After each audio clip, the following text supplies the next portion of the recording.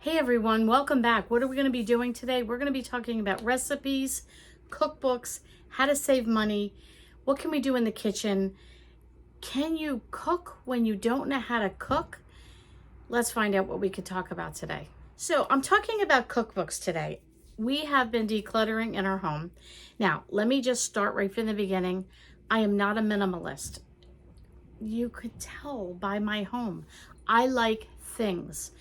I like to look at things. I'm a very visual person. And I like to look at things. I like textures. I like smells. I like all those things. I love vintage. One day I'll show you some of the vintage pieces I have. I used to have a ton more. And over the years, long story, we've had to get rid of them, whether to sell them. They've been broken. We've passed them on. But I've kept a few treasures in my home. I love authentic vintage, not replicas that you can buy at TJ Maxx, but like the real McCoy that was sitting in somebody's grandma's basement that smells musty and old. I want the musty and old and the things to go with it. And a lot of times cookbooks can be musty and old that you find in someone's basement, and they're the best cookbooks. Now, how can cookbooks save you money? Cookbooks can save you money because they teach you how to cook. And cooking at home always saves you money. If you don't know how to cook, a lot of people during the pandemic were used to going out to eat. They were used to buying things. They were used to, running through the drive-through.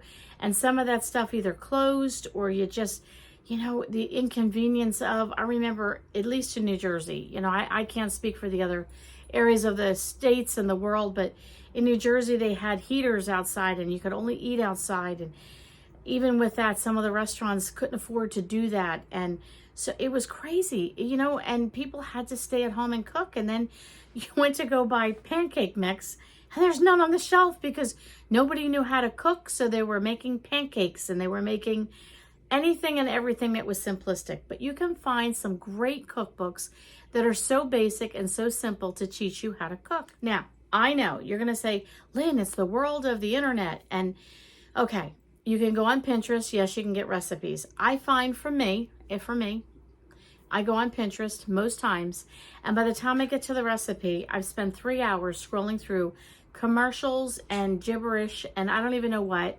Even when it says jump to the recipe, these things are, flaring up in the ad, and it drives me crazy.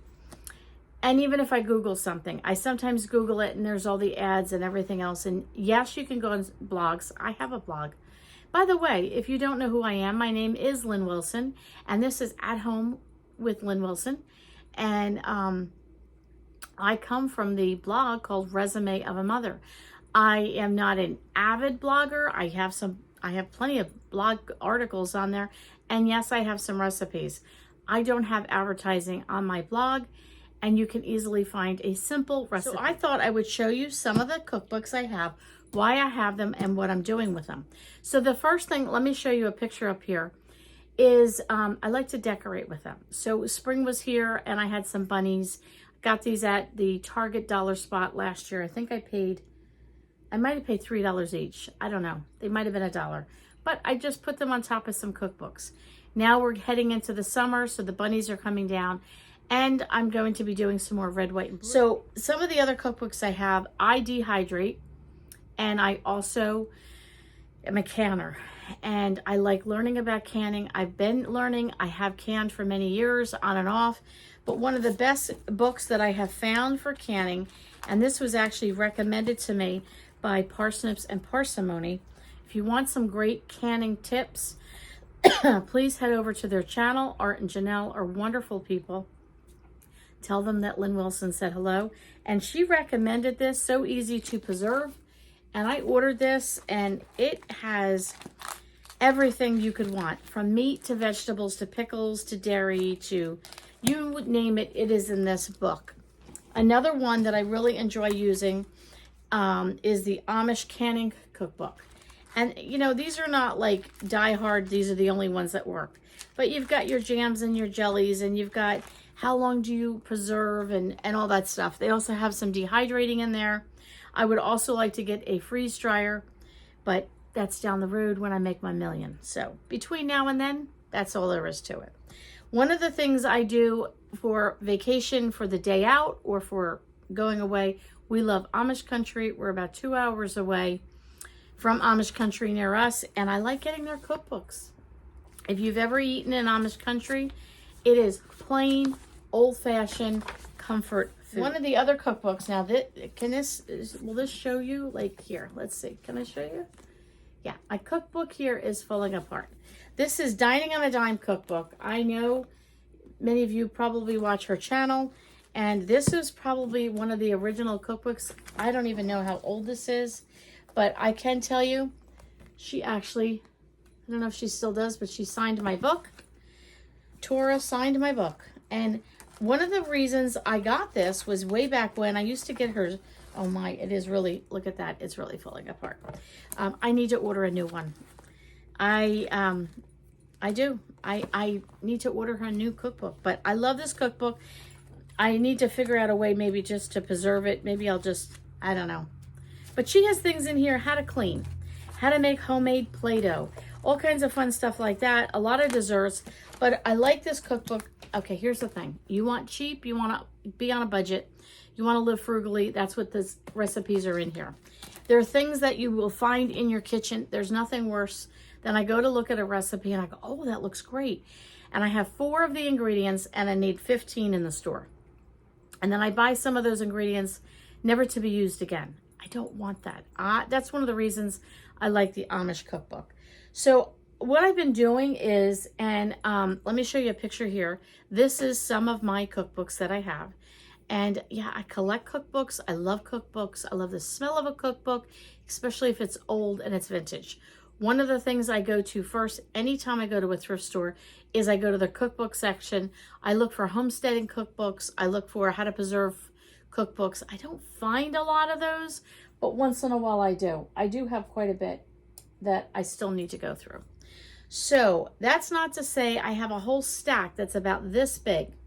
Yeah. Of recipes that I've cut out of magazines, that I've printed off the internet, that recipes that friends and family have given me.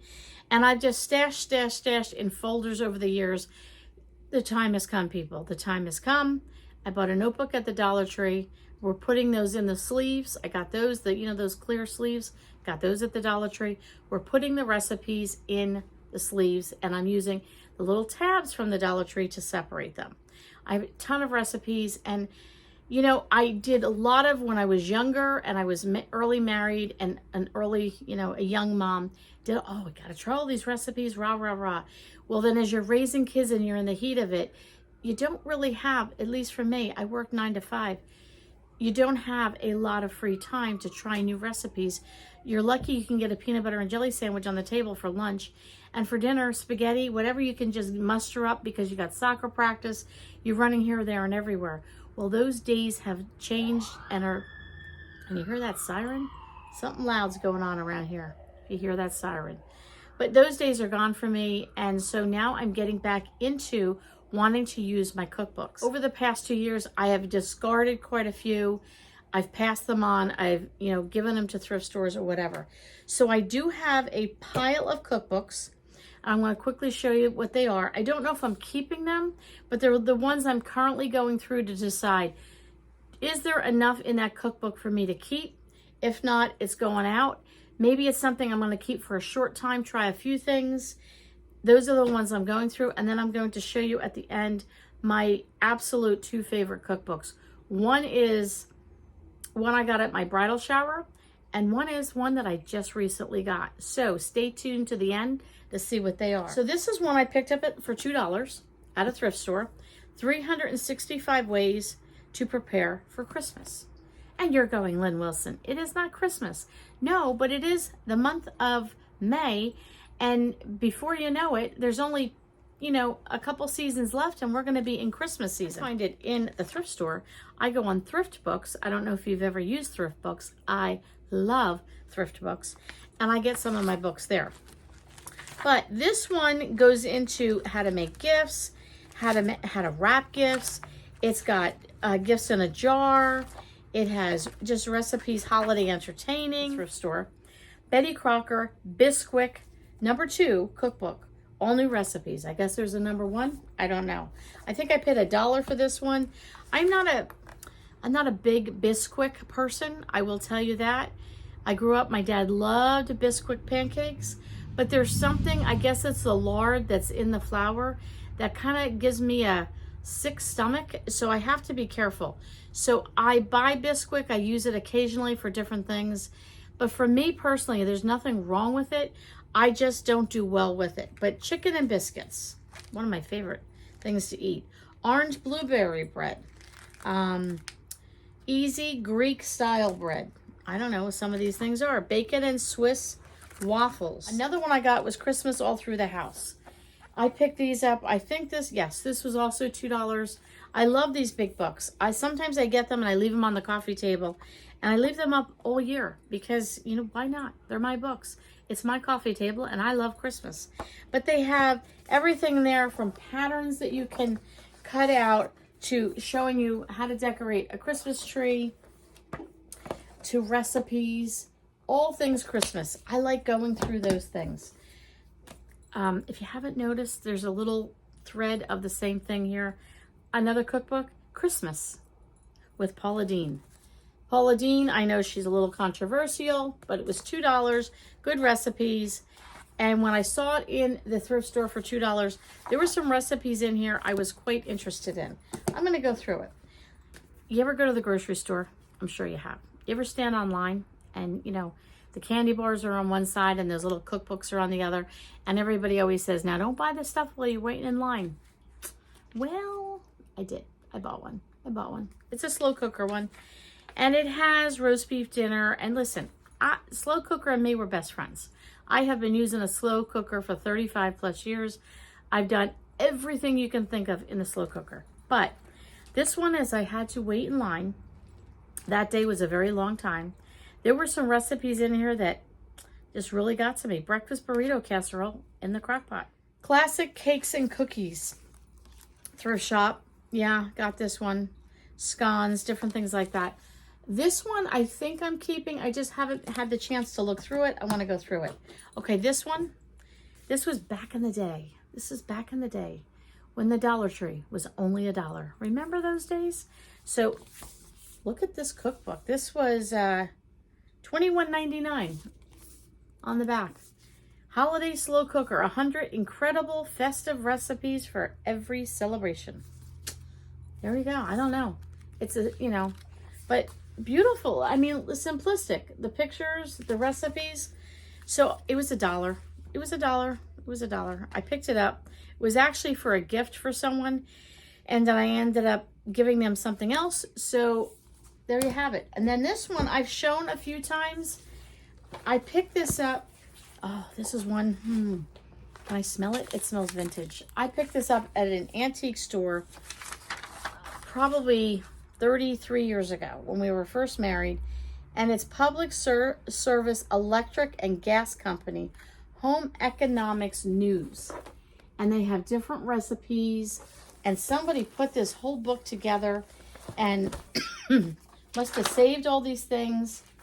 And there are recipes in here. You could see how vintage they are. I'm a junk journaler.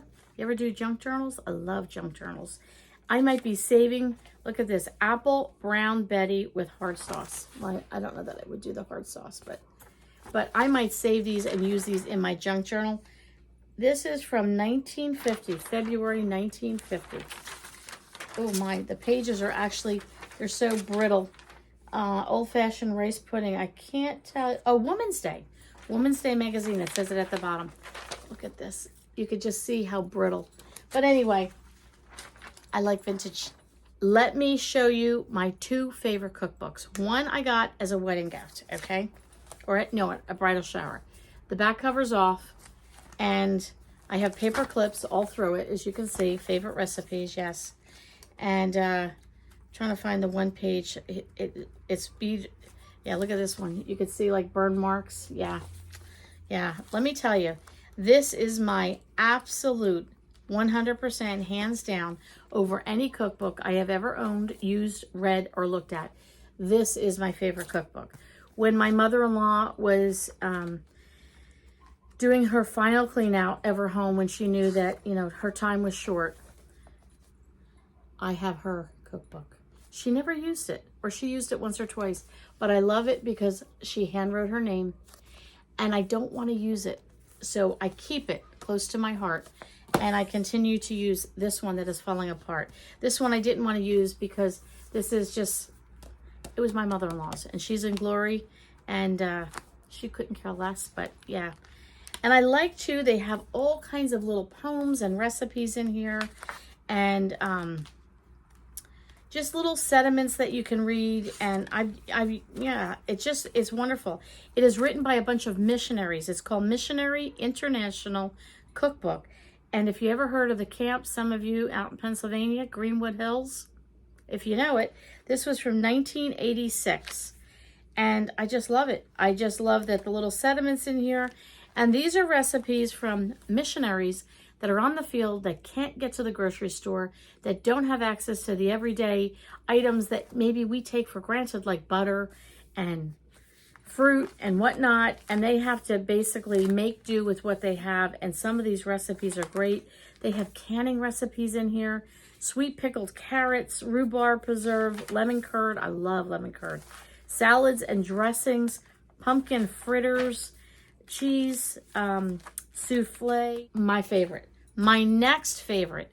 And I say this because I've been cooking these recipes for the past 2 to 3 years in my kitchen and loving the recipes. But now it is in a cookbook form.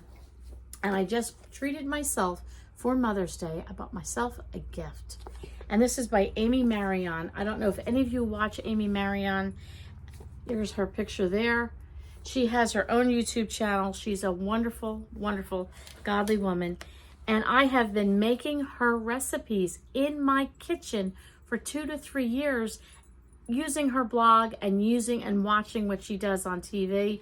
And now I love the simplicity of it. Here, let me show you real quick. I know you guys are probably waiting to go get your coffee and you want to go. I know. Breakfast ideas. Simple. She lists them. Apple cinnamon oatmeal cups. She shows a little picture and a little recipe. That's it. I don't need complicated. My brain can't handle complicated at all. Nothing. Side salads and breads and other inexpensive side items, dinner ideas. I'm telling you, bow tie sausage casserole. That is so good.